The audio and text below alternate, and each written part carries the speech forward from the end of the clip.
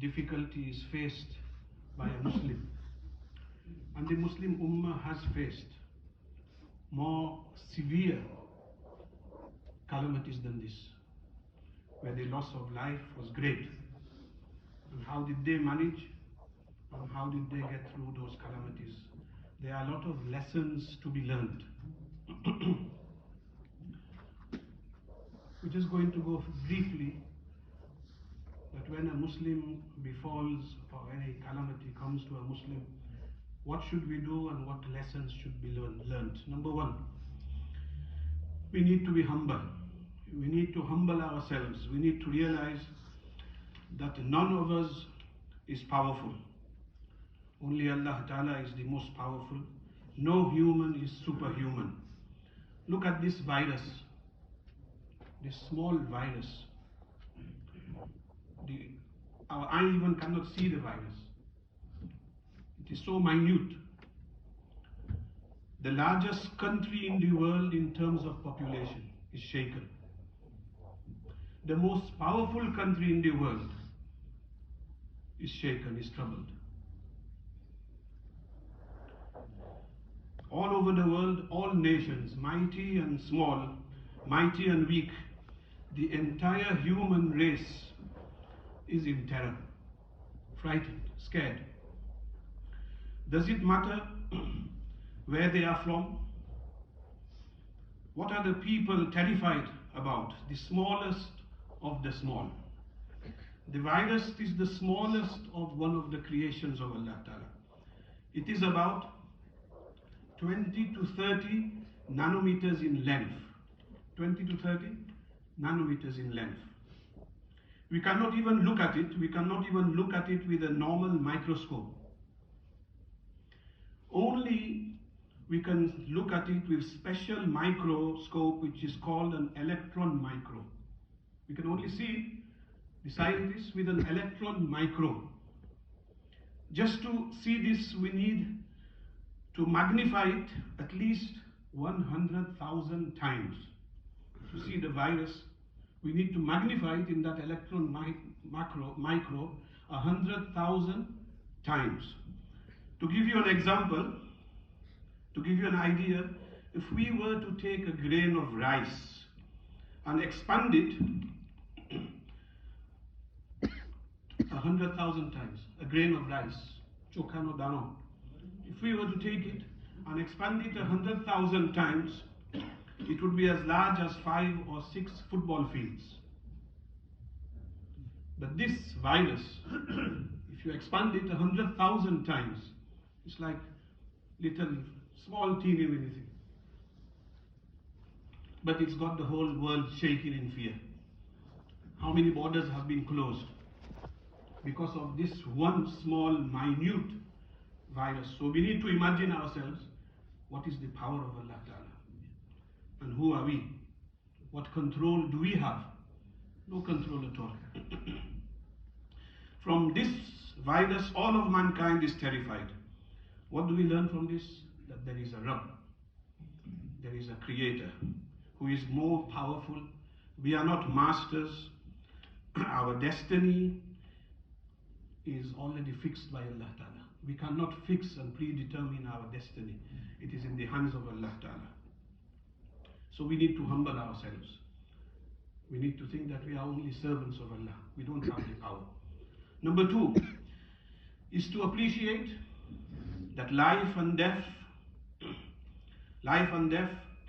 all of it belongs to Allah Ta'ala. We don't remember death. We often neglect death. So this is a wake-up call for everyone. This is a wake-up call for the youngsters, for the elders, for me and for you, and for the ladies, sisters, mothers. For everyone it is a wake-up call that death can come anytime. You know, somebody put on the message that coronavirus, to die from that is a chance of 1%. 1%. But the reality that we believe in death is more than 100%. 100% that yes, death is going to come. That is the i'tiqad, that is the yaqeen, the belief of a believer, that 100% we will die. So So our hearts need to become soft. We need to remember death. We've been neglecting death. We have been heedless of death. Number 3, the notion that some people are better than others, the fact that the virus attacks all humanity equally. It attacks all humanity, rich or poor, strong or weak, wealthy or not wealthy. It attacks everyone. It shows the foolishness of racism, the foolishness of the superiority complex, that my race, my people, we are better, my wealth, my passport, all this is foolishness. Only thing that separates us in the eyes of Allah Ta'ala is piety and taqwa.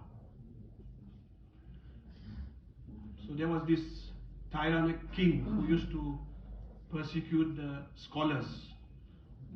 So one scholar was in his court and he was persecuting him, and a fly came and sat on his nose. So the tyrant king said to the scholar, what is the wisdom of Allah Ta'ala for creating a fly like this, a small fly? What is the wisdom of that? That Allah Ta'ala is using, the scholar replied, Allah Ta'ala is using the flies to humble the arrogant people like you. But you can't save yourself from one fly. So it can be a king, it can be a minister. Ministers have been affected from this virus. So my race, do we have racism in our Asian community? Yes, we do. I'm sorry to say, yes. Some people from this village will think we are better from those people.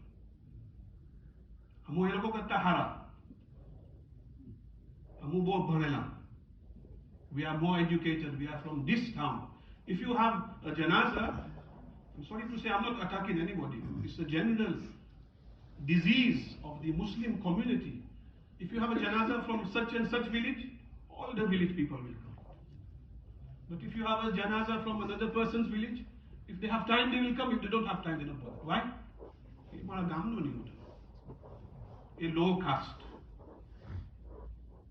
Where did this come from, this racism in Muslim? And then we talk about the other communities, the white people. Racist. Racism exists in our community. In Batley it exists. We are sorry to say. Only those people are better in the eyes of Allah Ta'ala who have taqwa. So this virus doesn't look at Akewa Gamno chair, Akewi Kursi par Bethelo chair, which chairman is he. It doesn't look at that. It will attack whoever Allah has decreed it for to act. Number 4, this dunya and the wealth that comes with it is not an indication of success and happiness. Somebody has a lot of wealth. That doesn't mean that person is successful in this world. And that doesn't mean that this person will be happy in this world. Beware of the trials. Allah Ta'ala says in the Quran, وَاتَّقُوا فِتْنَةً لَا تُصِيبَنَّ الَّذِينَ ظَلَمُوا مِنْكُمْ خَاصَّةً. That it is not only going to affect who do wrong against you, any calamity, any disease, it's not going to affect those only who are wrong, who do wrong against you. No, it will affect, if Allah decrees, it can affect anyone and everyone. Any calamity, do not interpret it as Allah Ta'ala is being pleased with you. If it falls on somebody else and it doesn't affect you, then you say, oh, I'm safe, Allah is pleased with me. No, it's not like that. Our Prophet ﷺ said, there are plagues that you see. There are plagues that you see that they are an azab for some group of people and a rahmah for the believers. When some calamities like these comes, for some people it is a azab, it is a punishment. For the believer, it is a mercy, it is a rahmah. Allah Ta'ala wipes all his sins away. And if that person dies in any kind of plague, he dies as a martyr. He gets the reward of a martyr. A martyr, a shaheed, is not who gives his blood in the path of Allah, cuts, all his limbs are cut off. No. The Prophet ﷺ has described different kinds of martyrs. So a person who dies in any kind of plague, in any kind of calamity, Prophet ﷺ in one hadith, a person who dies with any illness affecting the stomach or the lungs is a martyr.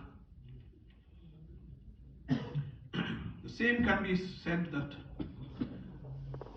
it is a rahmah for the believers. Number 5, we should not be selfish people. We should not be selfish people that they only concern about themselves. As a Muslim, we should be concerned about our family, about our friends, about the whole of community, about the whole of mankind. When we make dua, that Allah save us from this calamity, save everyone, Muslim or non-Muslim, the whole of mankind, the whole of human race. We are living in this world where a person, if he is selfish, he wants to live by himself, it won't be any good for him. A person needs family, a person needs friends, a person needs a social life. A person can't be all the time myself, nafsi, nafsi. No, you have to have concern. A Muslim has to be concerned about his family, about his friends, about his neighbors, about his local community. You need to love and you need to be loved. Muslim needs to be a part of the community, a family life. We need to come together in times like this as one family, as brothers and sisters. Number 6, it is to demonstrate to us that there must be a higher power that predetermines what is happening. There must be Iman bil Qadr. When we went to Madrasa, we read Iman Mufassal. آمنت بالله وملائكته وكتبه ورسله واليوم الآخر والقدر خيره وشره من الله تعالى والبعث بعد الموت. Everybody, most of you who went to Maktab, who went to Madrasa, our children, they all learned this Iman Mufassal. We need to ponder on the meaning of that. What is Iman? What do we believe in? We believe in Iman bil Qadr, the decree of Allah Ta'ala. That Allah Ta'ala has predetermined everything that is going to happen. What is happening? There must be Iman bil Qadr. A person can take all the precaution. We can take all the precaution, but can still be afflicted. Nabi sallallahu alayhi wa sallam says in a hadith, taking precautions will not help you against Qadr. Every precaution in the book, will it change Qadr? What is written for you? For example, a person thinks that death is going to come and he puts a very strong body armor. Will he be saved from death at that time? No. But Islam doesn't say that we shouldn't take precautions also. We tie the camel and then we say we trust in Allah Ta'ala. We take precautions, but we also believe that there is Qadr, which is playing its role. Qadr is the decree of Allah Ta'ala. And the Prophet sallallahu alaihi wasallam says that dua is the weapon of a believer. We believe in Qadr, but dua is the weapon of a believer. The hadith does not say that we act foolishly. It says even if we were to take every precaution, yet it is in His Qadr that something will happen, then precautions will not benefit you. Which means His Qadr is going to happen. But we don't know what Allah Ta'ala has fixed for us, what is predetermined for us, what is His Qadr, we don't know. So we take the reasonable precautions, we tie our camel, then we put our trust in Allah Ta'ala. The plague of Amwas, very famous plague of Amwas, 18th Hijri in Sham it took place. From some narrations 25,000, some narrations 50,000 people passed away in that plague. Hundreds of Sahaba, great Sahaba. Hazrat Abu Ubaidah ibn Jarrah, Hazrat Muaz ibn Jabal, his family, Shurahbil ibn Hasana, radiyallahu anhu, they passed away in this plague. But before this, 100 years, approximately 100 years before this, there was the plague of Justinian, where 1/3 of the world's population was wiped out. 25 million people plus were killed in that plague. So in the plague of Amwas, when Hazrat Umar radiyallahu ta'ala anhu was going towards Sham, and he was stopped before he entered, and the Sahaba radiyallahu ta'ala anhum sat with him and he consulted the Sahaba. And when in the end he made his mind that I am returning back to Medina Munawwara, one Sahabi said, "Oh Umar, are you running away from the Qadr of Allah Ta'ala? Are you running away from the Qadr of Allah Ta'ala?" Hazrat Umar radiyallahu ta'ala anhu replied, "We are running away from Allah Ta'ala's Qadr towards Allah Ta'ala's Qadr. We are taking precautions." So Hazrat Umar radiyallahu ta'ala anhu returned. So we have to remember this verse. in our hearts, we have to etch this verse. قُلْ لَن يُصِيبَنَا إِلَّا مَا كَتَبَ اللَّهُ لَنَا هُوَ مَوْلَانَا وَعَلَى اللَّهِ فَلْيَتَوَكَّلِ الْمُؤْمِنُونَ. Say, nothing will happen to us except if Allah has decreed it. We have to etch this in these times. We have to remember this verse. Nothing will happen to us unless Allah has decreed it. Number 7, during these times we should rediscover our faith. We should strengthen our faith. We should rediscover our iman. We should turn towards Allah Ta'ala.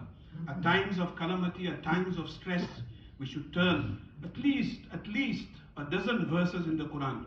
At the times of calamity, making dua, remembering Allah Ta'ala. When somebody is about to drown, Allah Ta'ala mentions in the Quran, when they are about to drown, they remember me. When some calamity comes, they call upon me. When they are in pain and they are in anguish, they make dua, standing and sitting. So Allah Ta'ala mentions in the Quran. In the whole of the Quran, Allah Ta'ala never criticizes rediscovering faith at the time of calamity. He doesn't say, why are you remembering me at this time?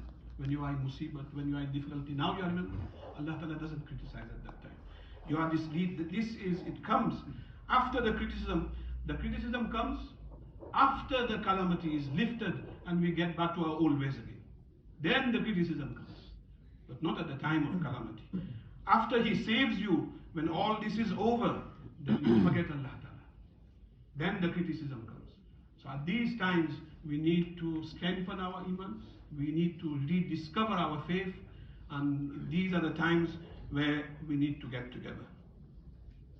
To become religious at times of stress, to become more religious at times of stress, this is the essence of iman. This is what the Muslim does. You don't have to feel guilty. Okay, I've never come to the masjid, now at the time of calamity I am frequent to masjid. No, you don't have to feel guilty. Look at the life of the Prophet sallallahu alaihi wasallam. When khusuf, the kusuf, the sun eclipse or the moon eclipse or any kind of drought, any kind of calamity came, he increased his namaz, he increased his tahajjud, he increased his du'as, and that is what the Sahaba radiallahu ta'ala did. So we shouldn't be feeling ashamed of coming to the masjid, of increasing our du'as, of rediscovering our faith, of strengthening our iman, because that is what Islam wants. That is the wisdom behind these calamities, that we, in these times of difficulty, in the times of calamity, we come and frequent the masjid. Our masjids should be full now. Our masjids, salah, sadaqah and dua. 3 things right now. We should try our utmost to stick on. Every 5 times namaz. You know, Mufti Yusuf Ludhiani rahmatullah alayhi, he came to our masjid, and I remember a long time ago, there was a majlis of the ulama in the library. It was full. There were people sitting outside. And Mufti Yusuf Ludhiani rahmatullah alayhi started. He was a great scholar, very pious man, who sat in the company of the pious. He started in Urdu, he said, कि एक तो वो आदमी है जो सो गया है. One is that person who has gone to sleep. There is a possibility that he will wake up or you will wake him up. आप उसको उठा सकते हैं, जगा सकते हैं, या खुद वो जागेगा. लेकिन एक उम्मत में कुछ ऐसे फर्द है, in the ummah there are some people वो बिल्कुल मुर्दा हो चुके हैं. They are dead. और उनका जिस्म फूल कर ऐसा फटेगा कि उसमें से बदबू आएगी. That their bodies will blow up, they will split open. So Hazrat said, how can you remind this kind of people? Are we dead or are we sleeping, my brothers? We need to, you know what they say in English? We need to wake up and smell the coffee. Are we sleeping or are we dead? If you are sleeping, then somebody can wake you up. The ulama every Friday from the mimbar are trying to wake us up, myself included. But are we waking up? Oh my brothers, Allah Ta'ala forgive me and all of us. Or are we dead? Allah Ta'ala save us from that. So Allah Ta'ala, at this time of need, we need to soften our hearts. We need to humble ourselves. And we need to remember Allah Ta'ala as much as we can. We need to frequent the masjid. The masjid should be full. We need to give sadaqah as much as possible and spend our time in du'as. Wa akhiru da'wana.